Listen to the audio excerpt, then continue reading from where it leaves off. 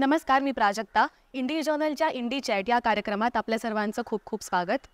आज आपल्यासोबत जे गेस्ट आलेले आहे, ज्यांच्याशी आपण गप्पा मारणार आहोत, जो इंडी चॅटचा आपला फॉर्मॅटच आहे की आपण एखाद्या क्षेत्रात भरपूर काम करणाऱ्या व्यक्तींशी आपण त्यांच्या क्षेत्राबद्दल आणि इतरही अनेक गोष्टींबद्दल दिलखुलास गप्पा मारत असतो.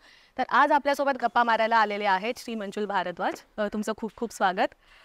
मूळचे हरियाणाचे असलेले मंजुलजी हे गेल्या 30 वर्षांपासून देशभरात थिएटर ऑफ रेलेव्हन्स ही नाट्य चळवळ चालवत आहेत आणि याद्वारे ते नाटक हा फक्त मनोरंजन किंवा करमणुकीचाच प्रकार नाही आहे, तर त्यातून सामाजिक आणि राजकीय सुद्धा अनेक परिणाम होऊ शकतात असं ते त्यांच्या नाटकांमधून आणि त्यांच्या या चळवळीतून सांगत आहेत.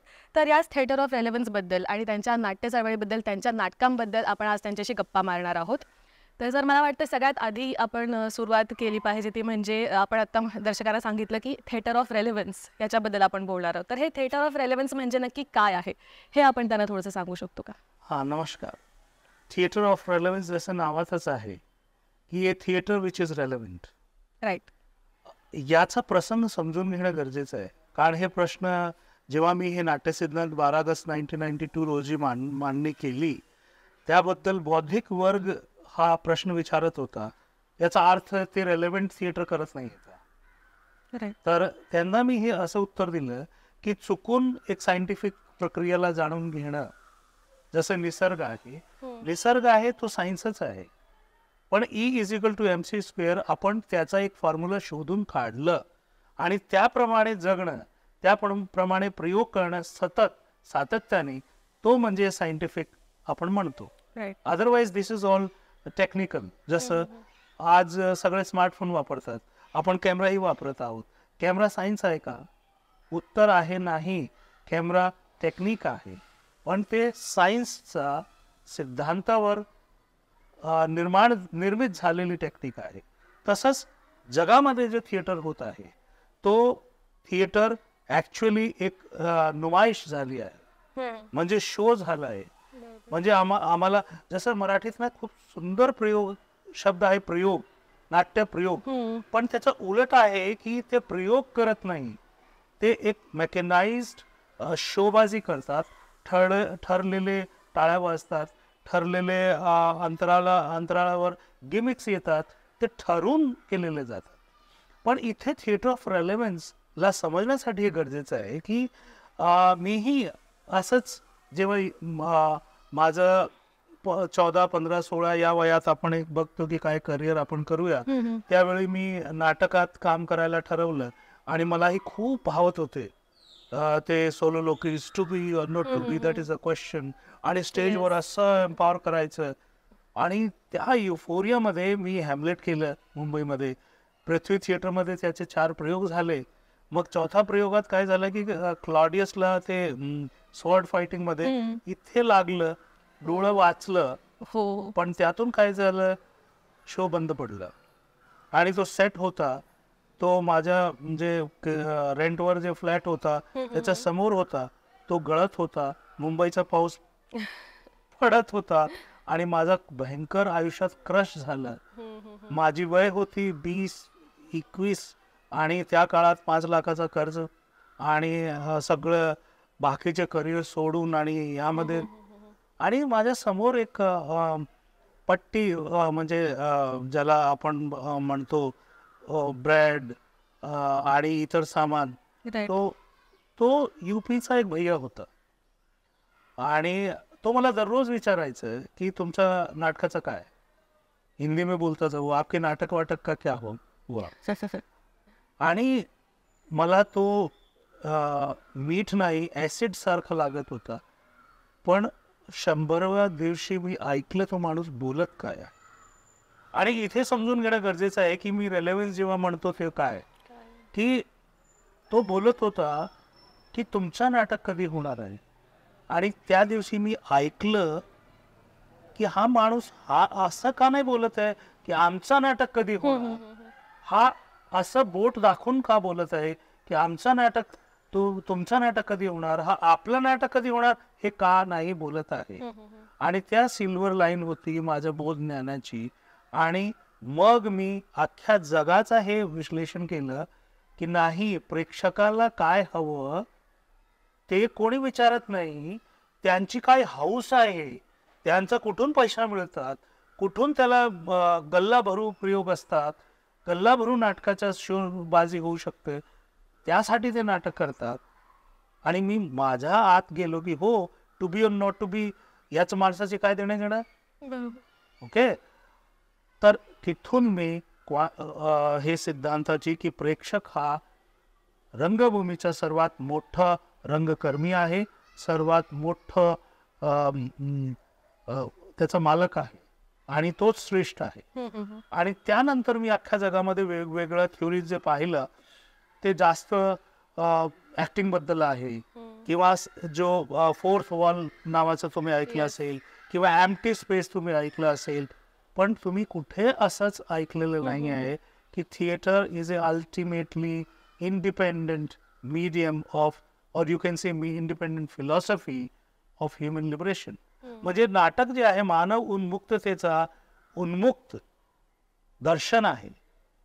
आणि ह्या दर्शनाने काय केलंय, खोडलंय. आतापर्यंत काय होता, शीत युद्ध होता, टू पोलर वर्ल्ड होता, अमेरिकन लिबरल वर्ल्ड बोलत होता हे करमणुकीसाठी आहे, आणि सोव्हिएत संघचा प्रोपोगंडिस्ट बोलत होता की याचा एक मेसेज द्यावं, समाजाचे प्रश्न ऍक्च्युली उचलावं. पण ते समाजाचे प्रश्न होते, पण समाजाचे खरे प्रश्न नव्हते. कारण ते स्वतःचा राज्य किंवा स्वतःचा सर्व हाराला जस्टिफाय करण्यासाठी त्यांनी थिएटरचा ॲज ए मीडियम उपयोग केला. तर हा डिफरन्स आहे थिएटर ऑफ रेलेव्हन्स आणि इतर नाटक सिद्धांतामध्ये, की हा करमणूक आणि प्रोपोगंडामध्ये नाही आहे, हा कम्प्लीट ॲज ए ह्युमन लिबरेशन चा एक फिलॉसॉफी आहे. आणि इथे एकच आणखीन एक सांगतो की स्टेट म्हणजे सत्ता नीती बनवू शकते, सत्ता तुमची शाळा निर्माण करू शकते, सत्ता भारत बंद करू शकते, पण सत्ता माणसाला माणूस म्हणू शकत नाही. तर माणसाला माणसाचा भान जे जागवते ती म्हणजे कला, आणि त्या कलाला सादर करणारे फिलॉसॉफी म्हणजे थिएटर ऑफ रेलेव्हन्स. तर तुम्ही आता म्हणाला जसं की तुम्ही शेक्सपियर पासून सुरुवात केली आणि त्याच्यानंतर हे तुम्हाला जेव्हा रिअलायझेशन झालं की नाटक कोणासाठी आहे नक्की आणि आपण ते कशा प्रकारे गेलं पाहिजे, तर त्याच्यानंतर थिएटर ऑफ रेलेव्हन्सची सुरुवात तुम्ही केली. पण हा प्रवास नक्की कसा होता, म्हणजे आपण नाटक ज्या फॉर्ममध्ये बघत आलेलो आहोत त्याच्यामध्ये हा नवीन त्याच्यातनं प्रयोग करणं किंवा ही नवीन सुरुवात करणं, हा प्रवास कसा होता? हा प्रवास खूप अवघड होता, उपासमारीचा प्रवास होता. जेव्हा आम्ही ठरवलं 12 ऑगस्ट 1992 रोजी, त्यानंतर डिसेंबर 6ला काय घडलंय आपल्याला माहिती आहे. अख्खा भारताचा पाया घसरला आणि भारताचा पंतप्रधान त्याला सूचना मिळत होती, तो बोलला 4 तास ज्यापर्यंत तो बाबरी मस्जिद पडत नाही त्यापर्यंत मला डिस्टर्ब करू नका, असे भारताचे पंतप्रधान होते. त्यांनी कोणीही IB ची किंवा इन्फॉर्मेशन घेतली नाही आणि त्या दिवसापासून भारत बदललेला आहे. पण त्यानंतर मुंबईत तसं दंगली झाली नव्हती, पण 1 महिन्यानंतर काय झालं, मुंबईचा जो बिल्डर लॉबी आहे आणि जो पॉलिटिशियन बिल्डर नेक्सस आहे त्यांनी हे दंगे घडवले, कारण झोपडपट्टीमध्ये आग लावली, ते रिकामी करण्याचा तो षडयंत्र होता. आणि त्या काळात आम्ही नाटक केलं होतं दूर से किसी ने आवाज दी. आणि जेव्हा माझे कलाकार होते, जेव्हा मी सांगितलं की आम्ही जाऊन हे नाटक रस्त्यावर करणार आहोत, तर ते खूप चर्चा झाली आमची. आणि ते बोलले की नाही आम्हाला नाटकात पुढे जायचं आहे. मग एकाने बोलले की मला श्रीदेवीसारखं व्हायचं आहे, आम्हाला रस्त्यावर जाऊन मरायचं नाही आहे. आणि पण असं होतं की त्यावेळी मोबाईल फोन नव्हतं, त्यावेळी इंटरनेट नव्हतं. आणि आम्ही ठरवलं की जसं आज ही चर्चा आणि उद्या आम्ही जाणार आहोत 5 वाजता संध्याकाळी, तर ते बँड्रा स्टेशनवर भेटले. आणि बँड्रा स्टेशनच्या नावाने तुम्ही ओळखून जावं, एक बाजूला हिंदू हृदय सम्राट होते, दुसरी बाजूला ते होतं, आणि अक्षरशः ते एक इंटरनॅशनल बॉर्डर सारखं झालं होतं. आता ती जागा नाही राहिली आहे, ती जागामध्ये रोड झालाय आणि बँड्रा टर्मिनस झालंय. पण तिथे मीही त्या नाटकात काम करत होतो. आणि आम्ही ठरवलं होतं की सुरुवातमध्ये 90 सेकंड्स मारो काटो बचाव असं जसं खरीच दंगली झाली आहे. आणि त्यानंतर मी माझ्या कलाकारांना एक सांगितलं होतं की फ्रीज व्हा, कोणी काहीही केलं आपल्यावर, हलवू नये तिथून. आणि ते आमचा मारो काटो ऐकून लोक तलवार घेऊन आले होते. आणि मी पाण्याच्या टाकीवर चढलो आणि माझा कॉस्ट्युम होता फाटलेला सदरा आहे, म्हणजे रिप्रेझेंटिंग द कंट्री, म्हणजे भारत. आणि तो फ्रस्ट्रेशन मध्ये पागल सारखा भूमिका, वेडा माणसासारखी भूमिका करत आहे. आणि मी गाणं म्हटलं, आज के इंसान को ये क्या हो गया, इसका पुराना प्यार कहाँ पर खो गया, कैसी ये मनहूस घड़ी है, भाइयों में जंग छिड़ी है, कहीं पे आग कहीं पे ज्वाला, जाने क्या है होने वाला. आणि तास सव्वा तास आम्ही नाटक केलं. कर्फ्यू बाउंड एरियामध्ये होता. आणि शेवटी जेव्हा मी बोललो इन्सान, तेव्हा प्रेक्षक बोलले जिंदाबाद, इन्सानियत जिंदाबाद. आणि जवळजवळ 1500 लोकांनी ते परफॉर्मन्स पाहिलं. आणि तिथून खरं थिएटर फॉर एलिमेंट्सचा जन्म झाला, की हो, आमची कला तलवाराला म्यानमध्ये परत करू शकते. आणि माणुसकी जिथे हरवलेली आहे तिथे माणुसकी जिंदाबाद हे प्रेक्षक बोलू शकतो. तर त्या आगीतून किंवा त्या शांतीची मशालेतून किंवा तो कलात्मक बोध आमची ताकद आहे. आणि त्या परफॉर्मन्स अगोदर मी म्हणालो होतो की हा सफेद सदरा आपला कफन आहे, काही होऊ शकतं. पण त्यानंतर आम्ही आमचा जग थिएटरचा बदललेला होता. आणि आम्ही सगळे मापदंड मोडले होते की आम्ही कोणाच्या मापदंडामध्ये बसणार नाही. आणि आमचे प्रयोग, आमचे मापदंड घडवणारे आहे. आणि तेच आम्ही केलं. आणि त्यानंतर मुंबईचा कोणी असा एरिया नाही जिथे मी परफॉर्म नाही केलं. एक वेळ अशी आली होती की वेळेसारखे आम्ही 92 पासून ते 95 पर्यंत 10 प्रयोग करत होते, कुठं, प्रत्येक बस्तीमध्ये.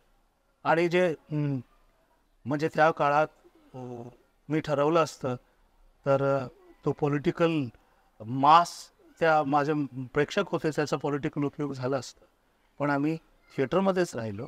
आणि त्यानंतर स्टेज काय आहे, प्रोसिनियम काय आहे, थिएटर काय आहे, हे असं चाललेली जे परंपरा आहे, जे सडलेली परंपरा आहे ती काय आहे, हे सगळ्याचे भ्रम मोडून काढले.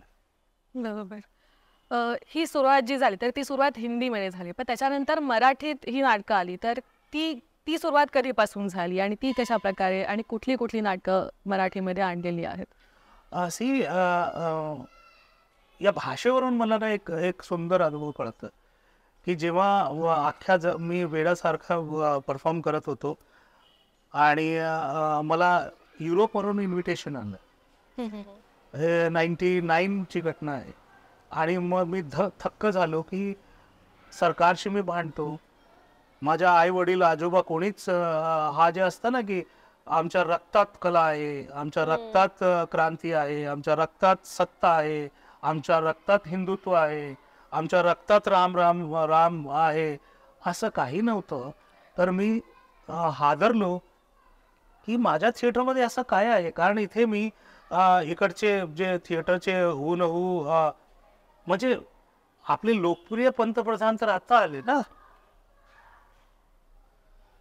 पण थिएटरमध्ये मला मोदी आधीपासून सापडले होते. कारण प्रत्येक मोदी होता. कारण मोदी म्हणजे रंगकर्म, गिरगिट ज्याला म्हणतात. आणि इथे मी विचार करत आणि मी त्यांना विचारलं माझ्या थिएटरमध्ये काय इंटरेस्ट आहे.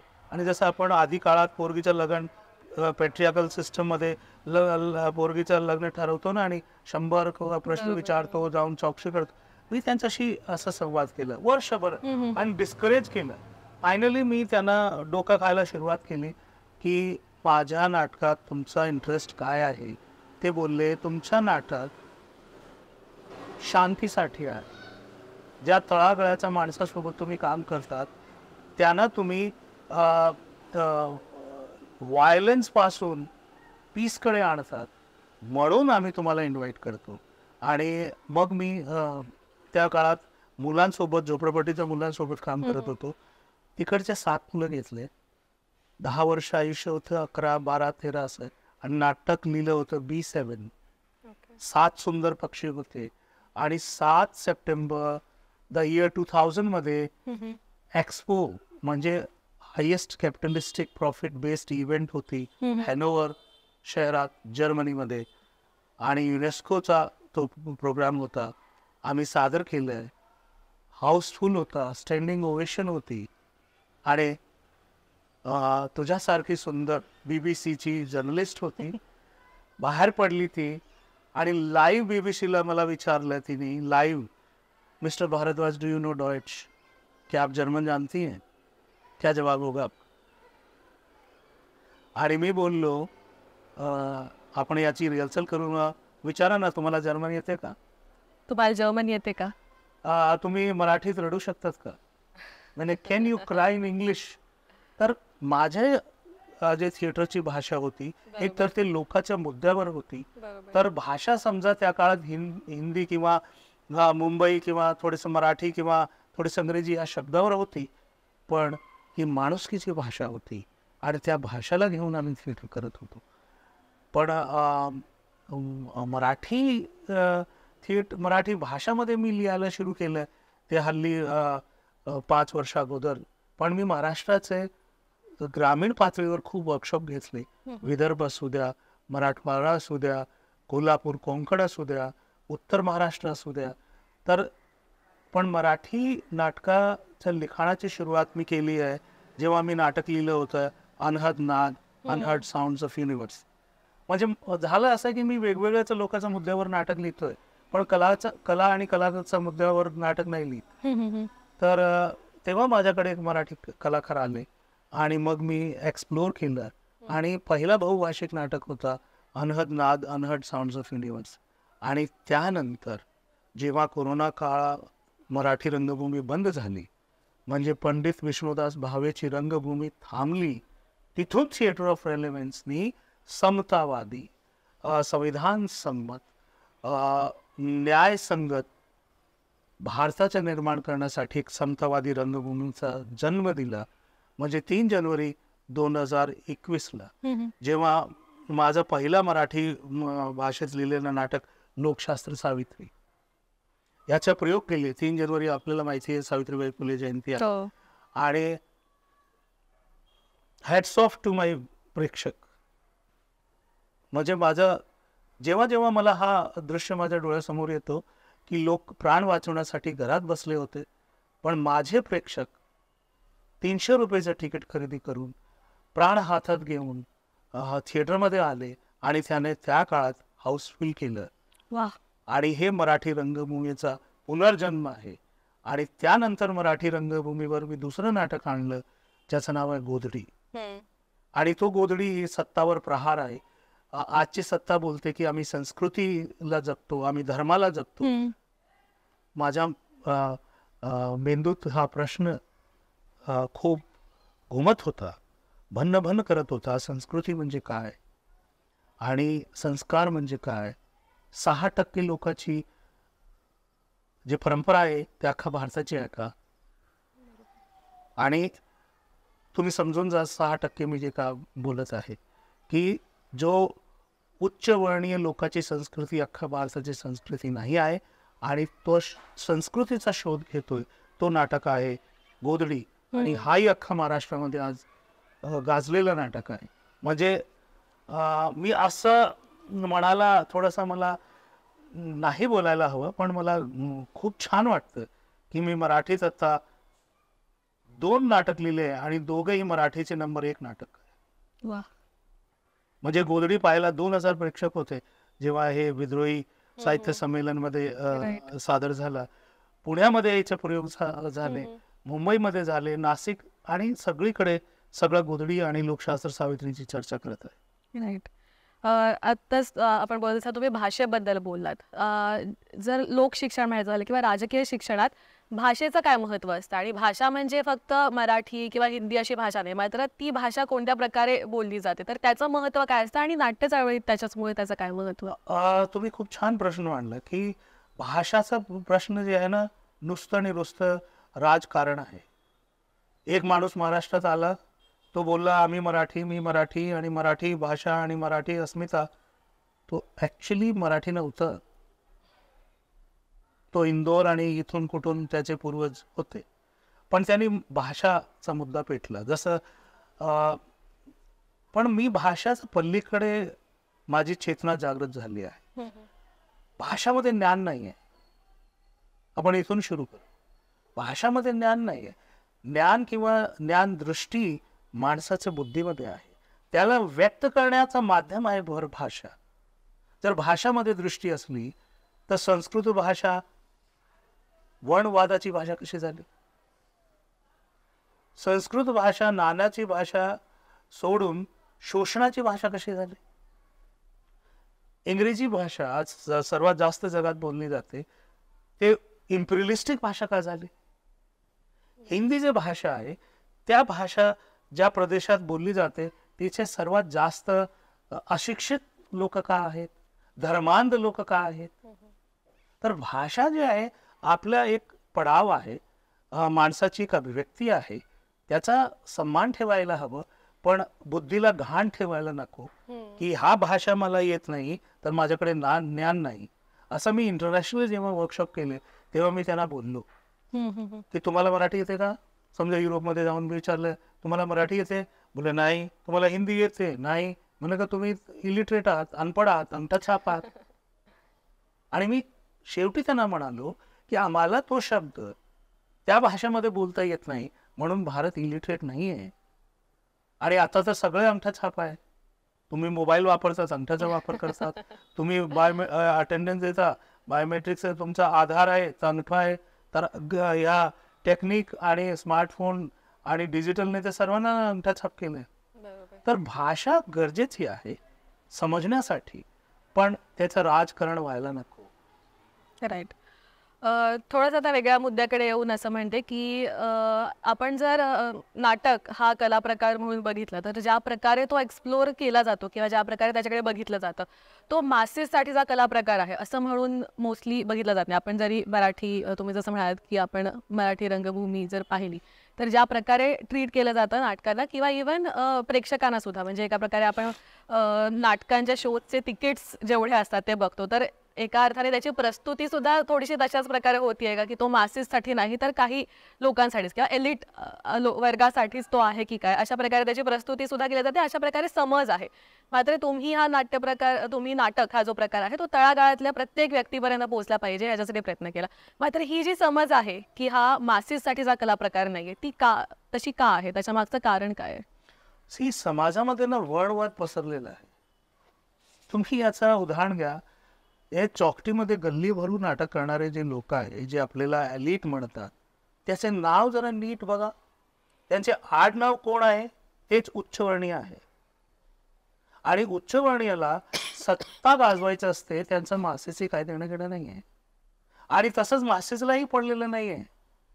त्यांनी हे स्वीकार केलं आहे की आमच्या भाग्यवादी ते जेव्हा शब्द म्हणतात ना, जसं आता हल्ली तुम्ही बातमी करतात, बातमी वाचतात, अमुक समुदायाला, कम्युनिटीला मंदिरात प्रवेश दिला नाही, त्यांना अपमान वाटतं.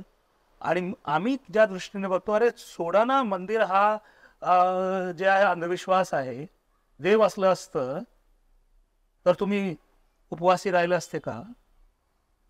देव यानी की भगवान अगर होता तो कोई बलात्कार होता का?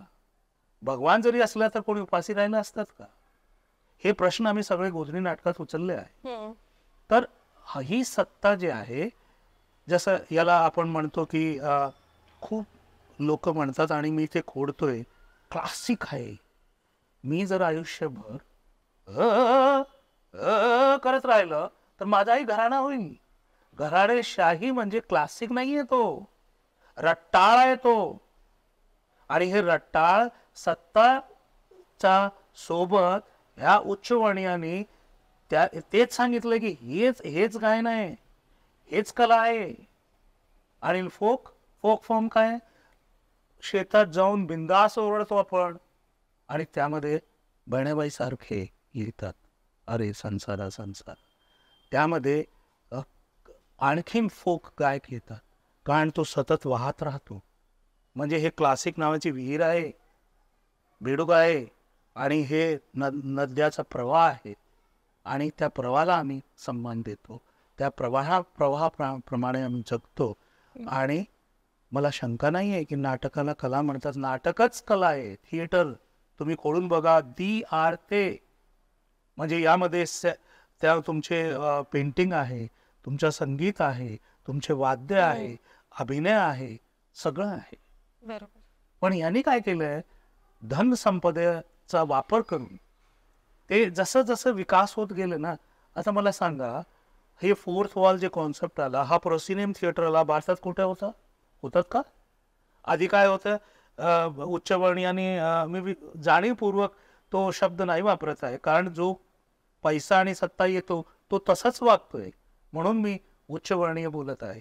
त्यांनी देवळात नृत्य आणि संगीत प्रस्थापित केलं. मग विकास आल्यानंतर काय झालं, प्रोसिनियम आला. मग प्रोसिनियम होय हे इम्प्रियलिस्टिक थिएटर आहे, हे अमेरिकन किंवा युरोपियन घाण आहे जे आपल्या डोक्यावर मारलेली आहे. आम्ही तिथे प्रयोग करतो.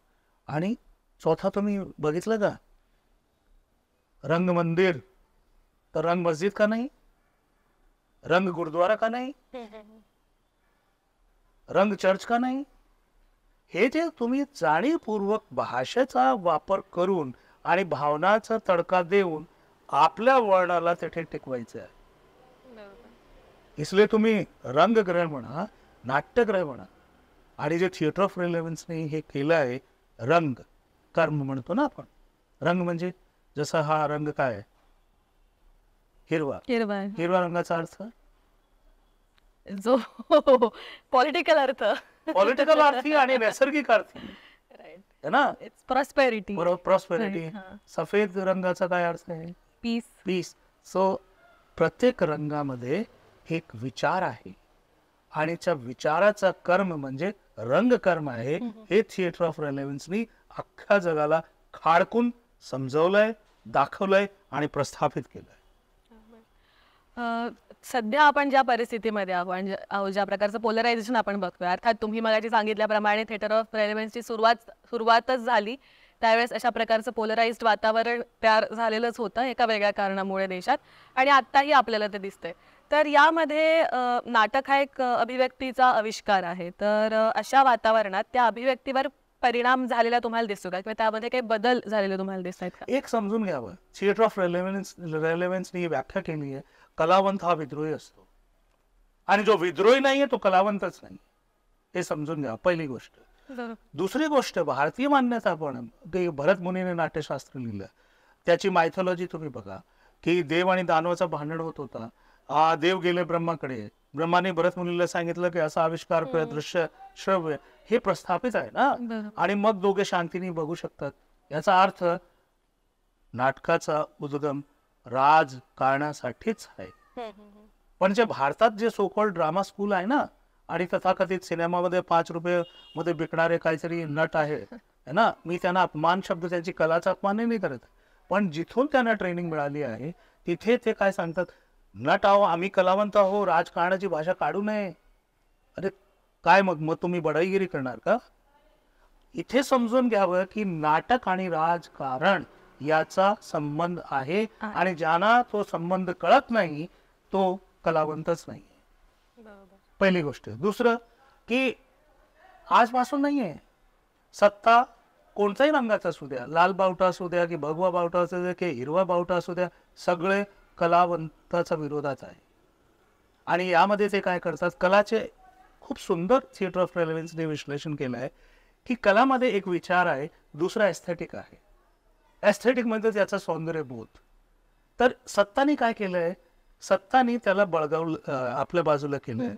तुम्ही पद्मश्री घ्या, तुम्ही विशेष रत्न व्हा, अकबर के 9 रत्न तो आपने सुने होंगे, वैसे ही सब सत्ताओं ने रत्न बनाए.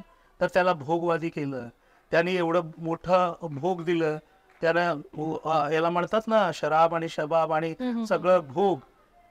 म्हणून काय आहे ना, सत्ता त्यांना प्रत्येक वेळी सन्मानित करते. कशासाठी की त्यांचा जे जळजळ आहे, त्यांची जे आग आहे ते जरा बंद पडावं आणि ते फक्त नुमाइश सारखं होऊन जावं. हे आत्ताची सत्तानं नाही केलंय. ज्यापासून हे कला जिवंत आहे त्या दिवसापासून केलं आहे. म्हणून तर ही जे सत्ता आहे ते काही वेगळं काम नाही करत आहे. पण आम्ही ह्या सत्ताचा धर्मांधता, अन्याय, शोषणच्या विरोधात आहोत. त्यासाठी ही जी सत्ता आहे त्याच्याही विरोधात आम्ही आहोत. आणि याचा अगोदर जे दुसरी सत्ता होती 70 वर्ष त्याच्याही विरोधात होतो. कारण सत्ता म्हणजे एकच नाही आहे, सामाजिक सत्ता आहे. जेव्हा मी महिलाच्या हक्काची गोष्टी करतो तर मग मला समाजासाठी लढावं लागतं. जेव्हा मी आर्थिक बाजूला म्हणतो तेव्हा भांडवलशाहीशी लढावं लागतं. जेव्हा मी धार्मिक धर्मांधताला खोडतो मला रोज फोन येतात, तुम्हाला काय भीती वाटत नाही का? म्हणा का तुम्ही तर राष्ट्रवादी आहात ना, जो पाकिस्तान बॉर्डरवर तुम्ही नाव घेतात ना, उभे राहिलेले सैनिक आहे त्यांना तुम्ही असंच विचारतात का भीती नाही वाटत? तर देश सीमेवर नाही आहे, देश इथे आहे. आणि आता तर आम्ही थेट जसं राजगती नाटक घेऊन आलो. हे राजगती नाटक यासाठी घेऊन आलो किंवा लोकांच्या मनामध्ये बसलं आहे की राजकारण घाण आहे.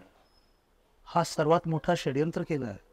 सर्वात जगाची मोठी लोकशाही, त्या लोकशाहीचे मालक म्हणजे त्याचे लोक, म्हणजे वी द पीपलचा खरा अर्थ आहे आम्ही भारताचे मालक. आणि तेच मालक बोलतात की राजकारणाशी माझा काय देणे घेणे नाही आहे. तर हा षडयंत्र भारतीय लोकशाहीला पोकळ करते.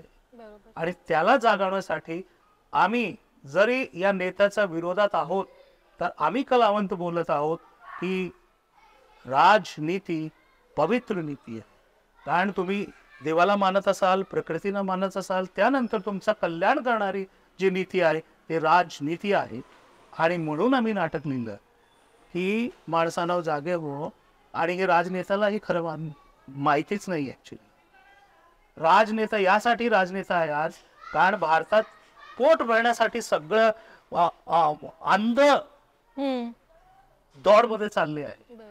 जरा असा तो हुशार आहे डॉक्टर व्हा, त्यानंतर जो हुशार आहे IAS व्हा, त्यानंतर जो हे आहे, मग रिकामी झाली सत्ता.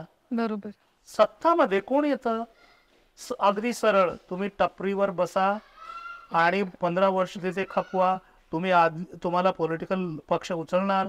कारण तो गुंडा जरी असला तरीही पब्लिकला माहिती आहे तो गुंडा आहे. पण आमच्यासारखे जे सभ्य ज्ञानी लोक आहे, लोकांना कळतच नाही की हा माणूस कोण आहे.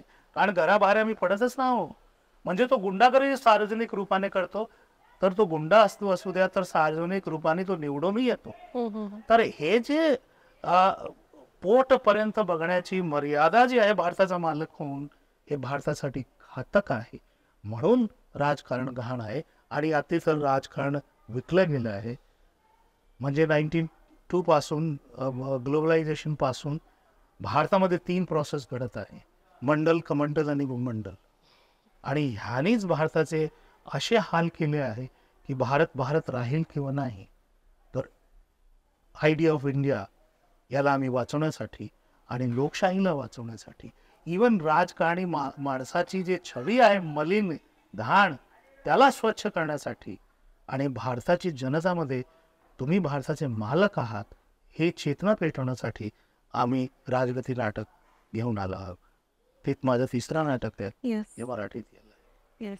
मला वाटतं याच नोटवर आपण आजचा हा संवाद, आजच्या या गप्पा थांबवूयात. राजगतीचा पुण्यात 26 नोव्हेंबर रोजी संविधान दिनानिमित्त प्रयोग आहे, तो प्रेक्षकांनी नक्की बघावा. आणि या पुढेही थिएटर ऑफ रेलेव्हन्सचे जे काही प्रयोग होतील पुण्यात तर त्याबद्दल सुद्धा दर्शकांनी नक्कीच नोंद घ्यावी. थिएटर ऑफ रेलेव्हन्सचा पुढचा प्रवास हा अजून असा सक्सेसफुल होत जावा. कारण अशा प्रकारच्या नाट्य चळवळीची कला क्षेत्रालाच नाही तर संपूर्ण सामाजिक परिस्थिती जर आपण बघितली तर आपल्याला अतिशय गरज आहे. त्यामुळे त्यासाठी तुम्हाला आणि तुमच्या संपूर्ण टीमला शुभेच्छा. सो याच नोटवर आपण आजचा इंडी चॅटचा एपिसोड इथंच थांबवूयात. इंडी जर्नल हे जे आमचं यूट्यूब चॅनल आहे ज्यावर तुम्ही हा एपिसोड बघत आहात त्यावरच तुम्हाला अनेक वेगवेगळ्या मुलाखती, वेगवेगळ्या प्रकारचे व्हिडिओ रिपोर्टाजेस, एक्सप्लेनर्स असा भरपूर कंटेंट तुम्हाला बघता येईल. तर त्यामुळे हे चॅनल नक्की सबस्क्राईब करा आणि पाहत राहा इंडी जर्नल.